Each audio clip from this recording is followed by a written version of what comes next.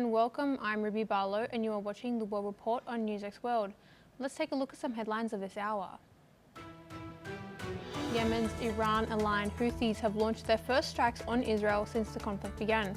The attack comes as the first contingent of US Marines arrive in the Middle East, with the Pentagon preparing for possible weeks of ground operations. A group linked to Iran has broken into FBI Director Kash Patel's personal Gmail account. The hackers published personal photos and emails, with the FBI confirming the data was historical and involved no government information.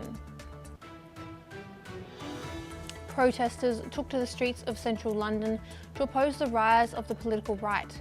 The demonstration targeted Reform UK, the anti-immigration party, currently topping opinion polls. Israeli forces killed 3 Palestinian men in Gaza, according to health officials. The military said the operation targeted militants as fighting continues in the enclave. Reza Pahlavi, exiled son of Iran's ousted Shah, says current Iranian leaders would only use negotiations to buy time at the CPAC conference in the United States. Pahlavi has promoted himself as the most feasible option to lead any transitional Iranian government. However, Trump is skeptical. The Bank of America has agreed to pay $72.5 million to settle a lawsuit brought by Jeffrey Epstein's accusers. Plaintiffs allege the bank facilitated their abuse, though the bank denied any wrongdoing.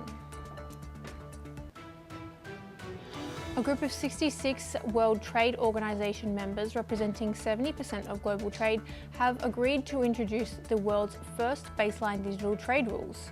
The move bypasses objections from countries like India that had blocked the agreement. Golf legend Tiger Woods was arrested in Florida after a rollover crash involving his Land Rover.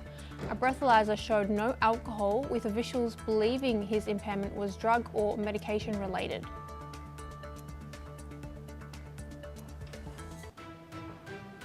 Iran has issued a stark warning to Washington, saying any US troops entering US soil will leave only in a coffin. The warning comes as US media report the possible deployment of up to 10,000 additional troops to the Middle East, raising speculation of a potential ground operation in Iran. The reinforcements would join thousands of paratroopers and Marines already in the region, giving Washington wider military options. An Iranian official warned that any US ground invasion could trigger Houthi attacks on the Red Sea shipping, opening a new front in the conflict. Meanwhile, Trump has postponed further strikes on Iran's energy infrastructure, claiming negotiations are progressing while Israel continues airstrikes on Tehran and southern Lebanon, targeting Hezbollah-linked sites. Joining us now, we have Ambassador Mahesh Sachdev, who's a former diplomat in New Delhi. Good morning to you, Ambassador Sachdev. Now, we're seeing a build-up of US troops in the region, whilst Trump has also said he's passed a 15-point peace plan to Iran. Are we seeing now a move towards diplomacy, or is this perhaps a distraction for more military action, in your opinion? Thank you for having me. It's always a pleasure to be on your channel. With regard to your question, I think the situation remains quite chaotic and with multiple options being exercised by Mr. Trump. On one hand, he has reinforced his battle groups in the area with the induction of Marines and paratroopers in significant numbers, and threatened to occupy Kharg Island, from where 90% of Iran's crude is exported. His deadline for opening of Strait of Hormuz ends on 6th of next month, in a week's time or so. And it's not understood as to whether he's going to extend it, or as he has done twice, or he's going to implement his strategy or threat to bomb Iranian electricity infrastructure. Iran, as everybody knows, has vowed to retaliate against similar structures in the GCC countries. On the other hand, 15-point ceasefire plan has been given through Pakistan to Iran, and Iran seemed to have rejected it out of hand. Iran, in turn, has given a 5-point plan, but that has certain stern conditions, such as sovereignty of Strait of Hormuz being handed over to Iran, reparations being paid, uh, guarantee that no attacks would take place on Iran by Israel and United States, inclusion of Hezbollah in Lebanon in this uh, orbit of negotiations. All these are unlikely to pass muster in Washington. So, put together, uh, there is a maximalist negotiating position being sought by both sides, uh, which is uh, uh, which is dead on arrival or in the respective capitals. Uh, what remains to be conjectured is whether the race between various aspects, uh, between moderation and escalation, is going to be uh, won by the factors which are intrinsic to United States politics. Firstly, the United States Constitution allows president to wage a war, but within 60 days, he needs a congressional approval. As of now, 60 days would be over on 28th of April, and the war either has to come to an end or congressional approval obtained. In the current circumstances, with midterm polls looming, uh, the congressional approval is unlikely. So Mr. Trump has to somehow, one way or the other, end the war before 28th of April. Secondly, the domestic public opinion, including those in MAGA uh, base of President Trump, is beginning to shift as price escalate and bellwether conditions of economy change hands. When President Trump gave his State of the Union message in the Congress, he claimed that a gallon of petrol was $2. And right now, that gallon has become $4.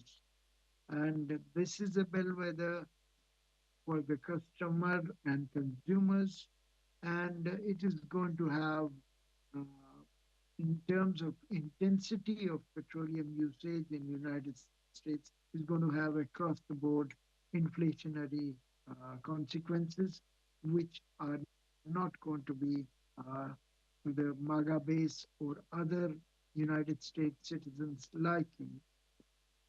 So all put together, it raises plenty of questions, uh, and Mr. Trump would find an off-ramp uh, exit difficult to manage. He, of course, is master of his truthful hyperbole, a term that he invented, and he could declare victory after a symbolic landing by the Marines and paratroopers and decide to go home, having achieved all objectives. But closure of Strait of Hormuz and threatened closure of Bab el Mandeb are the issues that come in the way. Mm-hmm. Let's see how does he navigate through this very dire strait himself. Mm-hmm. Thank you. Of course. Ambassador, please stay with us now. We're just moving to our next development. Yemen's Iran-backed Houthi rebels have joined the month-long Middle East war, claiming 2 missile strikes on Israel in less than 24 hours. Spokesman Yahya Saree said the group fired cruise missiles and drones at vital and military sites and vowed to continue military operations in the coming days. The entry of Houthis rises regional tensions given their ability to strike far beyond Yemen and disrupt shipping lanes around the Arabian Peninsula and Red Sea. نفذت قواتنا المسلحة بعون الله تعالى وبالتوكل عليه العملية العسكرية الثانية في معركة الجهاد المقدس، وذلك بدفعة من الصواريخ المجنحة والطائرات المسيرة، والتي استهدفت عددا من الأهداف الحيوية والعسكرية للعدو الصهيوني جنوبي فلسطين المحتلة. ستستمر بعون الله تعالى وبالتوكل عليه في تنفيذ عملياتها العسكرية خلال الأيام المقبلة حتى يتوقف العدو المجرم عن اعتداءاته وعدوانه. Back to you, Ambassador Sachdev. What are the possible ramifications that we could see if the Houthis do enter this conflict more strongly and do threaten that Arabian Peninsula in that area around there? Of course, it's connected to the Suez Canal. We could see possible ramifications on global shipping through the Suez Canal as well, perhaps multiplying that market impact if we do see two blockages there. Do you think it is likely that the Houthis could take this action, considering it would ramp up the rhetoric in this conflict quite greatly? Thank you. As Arabic knowing person, I could relate to the rhetoric and uncompromising stand taken by the official spokesman of Yemeni armed forces, who used all sort of religious terminology and threatened to continue the attacks on Israel if the Zionist enemy continues in its path of aggression.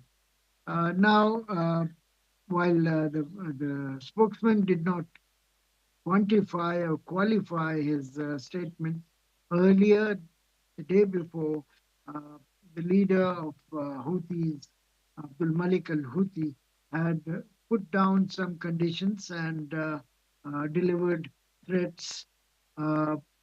What is unsaid here are two aspects. One, Houthis' capability of blocking Bab al-Mandeb, as they have done before, and you have mentioned that in your preliminary statement. Secondly, attacking the neighboring countries such as Saudi Arabia and UAE, which remain in the range of Houthi missile system. Saudis and UAE have in the past suffered damage by drones as well as by missiles fired by Houthis. And they have scurried to open pipelines through the Arabian Peninsula to the Gulf of Oman, in case of UAE, and through the Yanbu port in Red Sea. But if the Red Sea becomes locked up, that pipeline, which can take nearly a third of the requirements passing through Strait of Hormuz, would not be utilized as far as Asian consumers of Saudi crudes are concerned. So all put together, these two threats of closing the Red Sea and bombing the Saudi and UAE and other neighboring countries by Houthis are the nuclear options they are likely to use if the land attack on Iran takes place, to my understanding. They are threatening right now and rhetoricizing their capabilities to weaponize these two possibilities, and they would exercise them depending on whether Iran faces, boots on ground. by the United States. So that further complicates life for President Trump. Apart from 20% of the crude of the world maritime system passing through Strait of Hormuz, he would have to contend about 12% of the global trade passing through the Red Sea. So all that put together makes it more difficult for him to claim victory and go home as he would like to do. And on the other hand, he cannot renege on his hard line against the Iranian objectives uh, that was started with the regime change, no nuclear technology pursuit, missiles being pruned down, and the proxies such as Houthis and Hezbollah being disconnected from Iran. Now, these are the things that are not likely to be accepted by Iran. So we are in a situation where war of attrition seems more likely than other options. Ambassador, please stay with us and don't go too far. We're just going to our next development. According to the Pakistan's Foreign Minister Ishaq Dar, Iran has agreed to allow 20 more Pakistani-flagged ships to transit the Strait of Hormuz, with 2 vessels crossing daily. The move was described as a harbinger of peace and a confidence-building step amid ongoing regional tensions.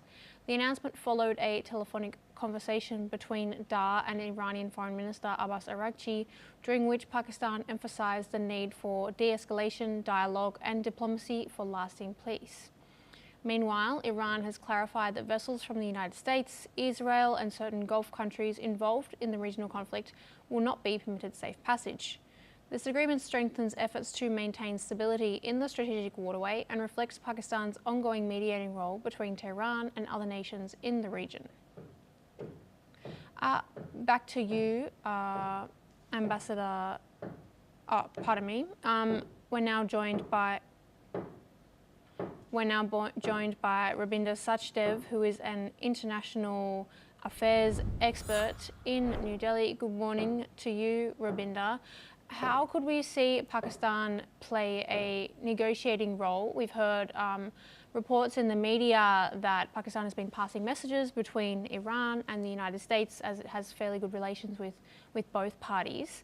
And there is a precedent, as Pakistan was crucial in the 1970s for a presidential visit to China. So could we see Pakistan playing this diplomatic role? And what type of ramifications would that have for Pakistan's international standing if they were to play this crucial part in this conflict? Pakistan is playing a critical role in this conflict, not a mediation role. And as to it has good relations with Iran and everyone and both sides, I discount that also. The reason Pakistan is on the table is because Pakistan has a defense partnership with Saudi Arabia. Attack on one is attack on another. Saudi has been attacked by Iran.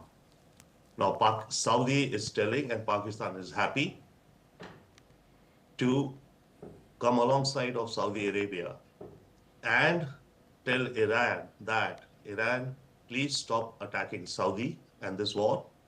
Otherwise, that is Pakistan, I have a defense agreement with Saudi. I will have no option but to attack you. That is the game Pakistan is playing. And that is the game which America has encouraged it. That is why Pakistan brings muscle to the game. Not, methods of mediation and relationships, no. So that's the first thing which Pakistan brings to this coalition. Trump and the Saudis and Gulf, everyone are wanting to build up as much pressure as they can on Iran to bring it to a ceasefire table with the best conditions they can extract. Towards that, America is assembling the Marines, the paratroopers or whatever, one side. On the other side, Pakistani troops are available, if needed, the so-called boots on ground. Pakistan will be happy to do that, and that is why Trump is so happy with Munir. And this has been cooking ever since almost 1 year, I think. The first time when Munir and Shahbaz met Trump, what did they have to offer?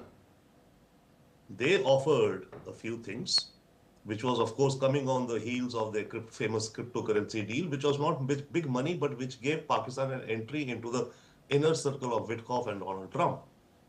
Beyond that, then they said, okay, now critical minerals here in Balochistan. You're hunting for critical minerals and rare earths, here they are. Then next they said, another card, that Gaza would need a stabilization force. Happy to contribute soldiers there. If you remember, that talk was going on, though it has been a little bit sidelined, but Pakistan offered that as a concrete offer. Okay, Pakistani soldiers in Gaza for the peace role or whatever. And thirdly, Pakistan had offered that in case you need, your special forces and weapons can go across from the Pakistan border with Iran, which is almost 1,000 kilometers. And our forces will look sideways so that you can push in, your weapons and special agents of Mossad, America, whatever, etc., to create internal insurgencies in Iran. And if need be, if it comes to that, we will be happy to offer you a force on this border with Iran. Why would Trump not take it? He's taken it. And that's why Pakistan is a party to the whole, to this table. So it's not only a mediation role, it is bringing a tool, it's bringing its own muscle power also to the table. Please stay with us now, Rabinda. We're just moving to our next development. The Egyptian Foreign Minister Badr Abdulati and Turkish Foreign Minister Hakan Fidan have arrived in Islamabad ahead of regional talks aimed at de-escalating the ongoing war in Iran. Pakistan is hosting top diplomats from Saudi Arabia, Egypt and Turkey this weekend to discuss peace and broader regional stability. The talks, scheduled for March 29th and 30th, will focus on de-escalation efforts as the war in Iran rages on. Back to you, Rabinda. We're seeing here the arrival of diplomats from the region arriving in Islamabad. Of course, Pakistan shares a border with Iran in the Balochistan region. Could we see another front of conflict open up if separatists in Iran are armed, and we could see perhaps conflict rise up in Balochistan? Of course, the region is home to a decades-long insurgency, and Pakistan is currently exchanging blows with Afghanistan on a different border. But do you think that we could see the rise of another front of armed conflict there? And is this perhaps a reason why Pakistan is so keen to be part of mediation efforts? No, Pakistan is keen to be a part of the mediation efforts because it raises Pakistan's profile and connectivity and commitments. It's not only just Pakistan is keen. Yes, definitely it is keen, but it's in its geopolitical interest, without doubt, if you look objectively, one. Secondly, we'll come to the front could open up, yes, at the right time in coordination with the Americans, etc., and Israelis. The question is, why is the meeting happening in Islamabad? The meeting was supposed to be held either in Turkey or Pakistan. Right. Last week, when these four foreign ministers met in Riyadh, the next step was for them to meet again, and then actually with the American delegation and Iranian delegation, either in Islamabad or in Turkey. Now, this meeting which is happening, Iranians are not there, apparently we'll see. But the reason Pakistan, is the host or is the location is because it is said, Pakistan said that at this point of time, its highest officials cannot travel out of Pakistan for security reasons, or they are needed here.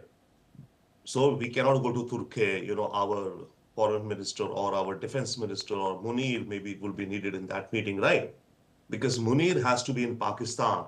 So why does Munir have to be in Pakistan? That means things are ratcheting up on the border. Okay, those pieces are being assembled, right? Because if the officials cannot travel because they are so busy with something here, and the other foreign ministers agree, okay, yeah, fine, okay, not Turkey, let's do Pakistan, Turkey would have been happy to host the meeting. Okay, apart from the fact that, it is a real geopolitical context benefit to Turkey, it would have raised its profile. Turkey would have been happy to host the meeting. Why is it not happening in Turkey and happening in Pakistan? And if Pakistan gives the reason that we are happy to go to Turkey, but right now our officials need to be here, and the other foreign ministers do understand that yes, Pakistan's officials must remain in Pakistan because they should be preparing for ABC. That is why the meeting is being held in Pakistan. So it indicates to me an overall ratcheting up of whatever the game plan is on the Iranian border with Pakistan. Rabinder, thank you so much for your time today and for joining us this morning on the Bulletin. Now to our next development in Europe. Tens of thousands are marching through central London in a March to Stop the Far Right rally, opposing the Reform UK party led by Nigel Farage. Organised by the Together Alliance, the demonstration brought together left-of-centre groups and ended with a music event in Trafalgar Square. Protesters carried placards denouncing anti-immigration policies, inequality and attacks on LGBTQ+ communities. Some waved Iranian and pro-Palestinian flags alongside banners urging unity against the far right. Participants criticised the growing influence of Reform UK, now topping opinion polls, and called on the government to focus on social issues rather than extremist rhetoric. Organisers estimated the crowd at around 40,000, highlighting widespread public mobilisation against right-wing politics in the UK. Let's listen in. The rise of hatred, there's a rise of discrimination. As a gay man, I see that every day now. So I think it's really important we all come together today and just show that we're here and we're not going down quietly. I would say to Keir Starmer, try and not imitate what is of concern and what is worrying about the far right. However much they may appear to do well in the polls, stand your ground. Don't be ideological, just be rational, be honest, be clear, and get that message through to the electorate. And that's all we have time for. Keep watching NewsX World for more news updates from around the world.